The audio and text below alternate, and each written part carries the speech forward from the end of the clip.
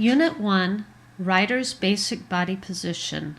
4, Horsemanship Theory, a course within the Michigan State University and recorded from My Horse University.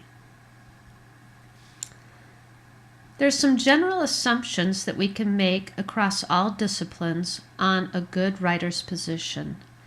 Basically, a rider should be standing versus sitting in the saddle. Does that even make sense? Think about if you're kicked back in an armchair.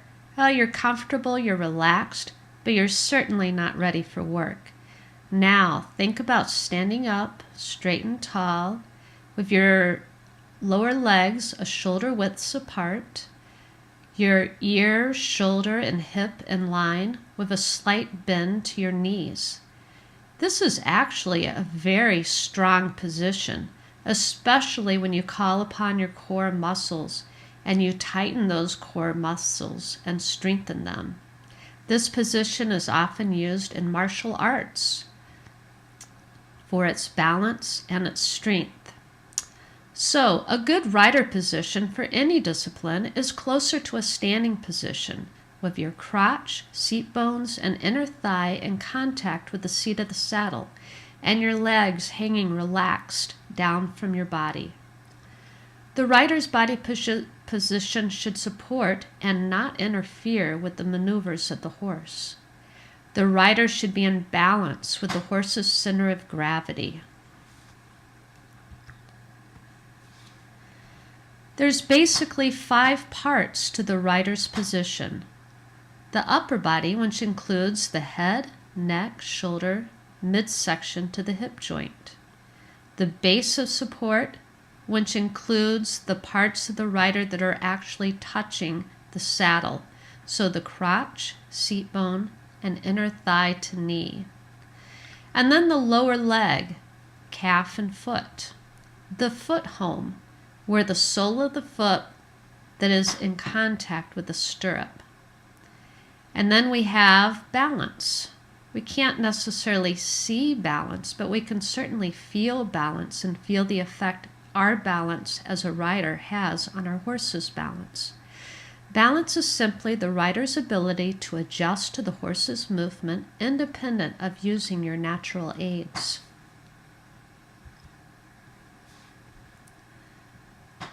Let's talk a little bit more about the rider's position, breaking it down into the 5 parts. Our upper body includes our eyes, and our eyes should constantly be looking forward. One of a beginner's mistake or trainer's eyes are to continually look down at our horse, but then we force our gravity, our center of gravity, down into the horse. So we want to look up, but we also want to have soft eyes. We want to see our surroundings. Our shoulders should be square.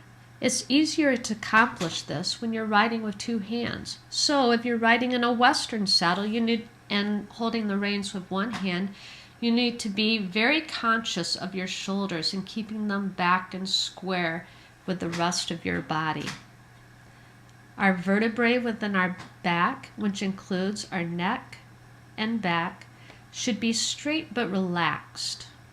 Our abdominal muscles within our core should be very strong, but still supple to absorb motion of the horse. We need to make sure that our breaths are regular and deep to keep our abdominal muscles relaxed. Our hands should work independently of our upper body. Our base of support, remember, is the parts of our body that are actually touching the saddle.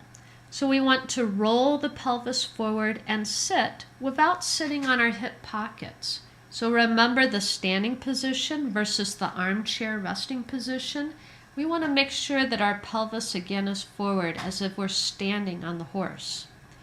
Our knees and thighs should hang naturally down the horse's sides, putting us in a nice alignment. Knees and thighs should have direct contact to the horse without gripping the horse's sides. Our knees will also have a slight bend to them More so if you're in a forward hunt seat position, and a little less if you're in a stock seat position. Our lower leg hangs down naturally from the knee underneath the body. Our toes are positioned parallel to the horse. Our legs will work independently of each other for cueing the horse.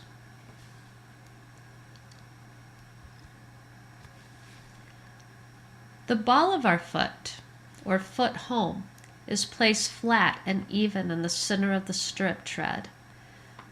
Our heels should be relaxed and flexed so that they're lower than our toe. This gives us a nice shock absorption for the motion of the horse as it travels through our abdominal muscles, through our seat, and into our ankles. So if we put all this together, we can look at our riders no matter what the discipline, and we should be able to draw a line from the ear, through the shoulder, through the hip, and through the heel. We can improve our position in several ways. We can use lunge line exercises where we focus on the rider's position and not on the rider's aids. This frees up the rider to really feel the horse's movement without worrying about where the horse is actually going. Within this context, then, the rider can ride without stirrups so that they can develop their balance as well as strengthen their core muscles within their abdominal structure.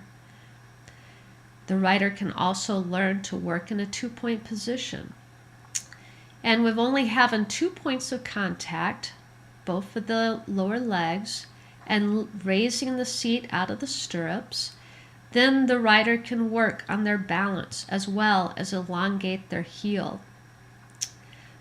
The rider can also ride in a two-point position without stirrups, and this strengthens the core muscles. Another exercise which is really good outside of the riding environment is yoga, as yoga increases our suppleness and relaxation as well as teaching us to breathe, even if we're using our body. And these are some major factors in good riding position.